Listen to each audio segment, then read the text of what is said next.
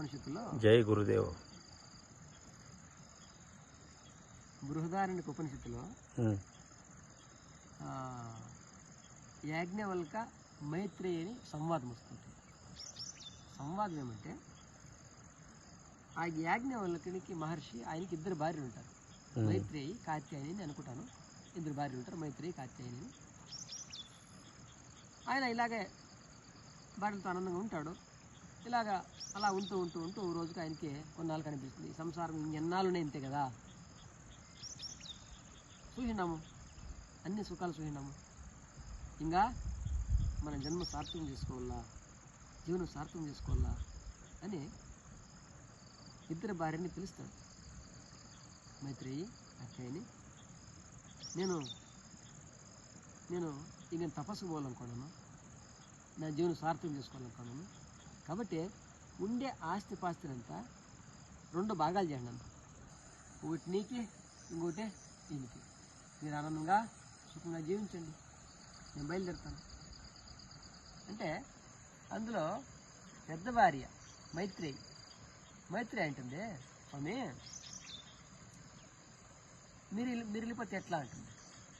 కాదు మైత్రేయి, నేను పోతా ఉండగా ఆస్తిపాస్తులని మీకే ఇచ్చిపోతాను కదా, కాబట్టి మీరు సుఖంగా ఉండండి.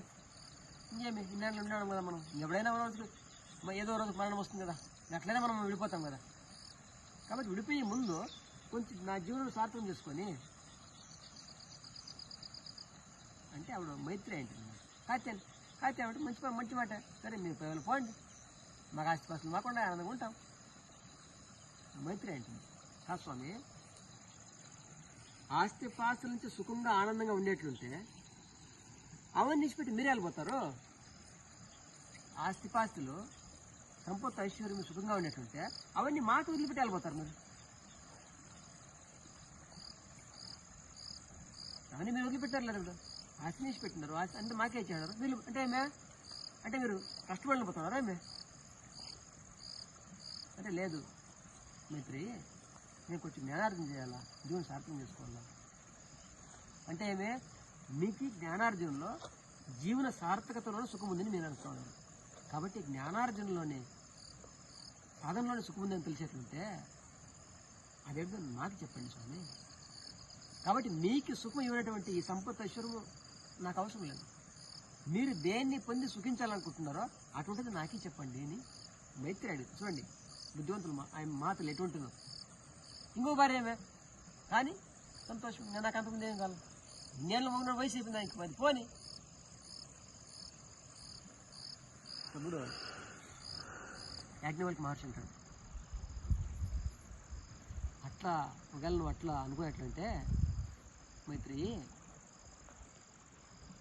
అది అటువంటి సుఖం నీకు కావాలనుకుంటే ఆత్మజ్ఞానాన్ని ప్రాప్తం చేసుకోవాలా, ఆత్మజ్ఞానం పొందాలా.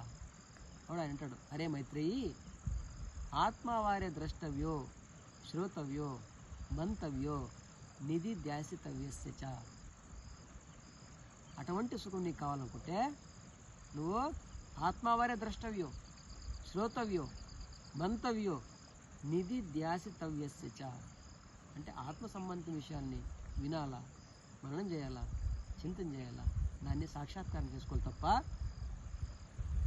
ఈ సంపత్తి ఐశ్వర్యం కంటే ఎక్కువ సుఖం అందులో ఉంది అంటే ఎవడంటుంది, స్వామి అయితే నాకు కూడా మీరు అదే ఉపదేశం చేయండి, మీకు లేని సుఖం నాకెందుకు అవసరం లేదు, నేను కూడా మేటనే సంపదని చెప్పేసి ఆ మైత్రేయి కూడా యాజ్ఞవల్కుని వెంబడి వెళ్ళిపోతుంది. ఎందుకని ఆత్మజ్ఞాన ప్రాప్తి కొరకు. 2 భార్యలే, కాత్యాయని భార్య మైత్రేయి భార్య, కానీ చూడండి తేడా అంటే బస్ ముందేట మనకి ఆస్తి మనతో సుఖంగా ఉన్నాం. ఒకవేళ దీంట్లో సుఖం ఉంటే వాళ్ళు దీన్ని ఎందుకు వదిలిపెట్టిపోయారు అని, దీనికంటే ఎక్కువ సుఖం ఇంకో చోటు ఉందని, అటువంటి సుఖం తాను కోరుకోవచ్చు కదా.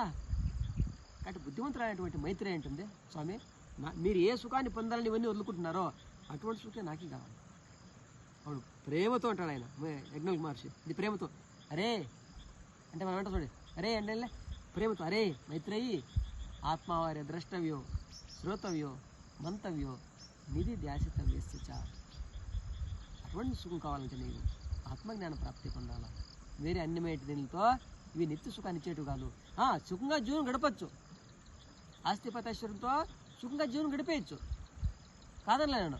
కానీ నీకు అంతటి గొప్ప సుఖం కావాలంటే, ఆత్యంతిక సుఖం కావాలంటే, పరమానంద ప్రాప్తి కోరుకున్నట్లయితే ఆత్మజ్ఞానాన్ని పొందాలి. అది ఒకటే నీకు అటువంటి సుఖాన్ని ఇవ్వగలదు. కానీ దీనివల్ల సుఖజీవనం జరిగిపోతుంది కోరుకునే సంపత్తేశ్వరి ఇల్లు ఉంది, బాగుంటుంది, సరే కరెక్టే, కొనాటికే అవి దూరం అవుతాయి, లేదంటే మనం దూరం అవుతావు అనే విషయాన్ని యాజ్ఞవల్క మహర్షి బృహదారణ్యక ఉపనిషత్తులో చాలా సుందరంగా చెప్పాడనమాట మైత్రి. కాబట్టి మహానుభావుల మాట ఉండలా అవందరికి కూడాను ఆదర్శాలు ఉన్నాయి. అవన్నీ మనం కూడాను వింటే మనం కూడా తరిస్తాం. శుభం. శుభం.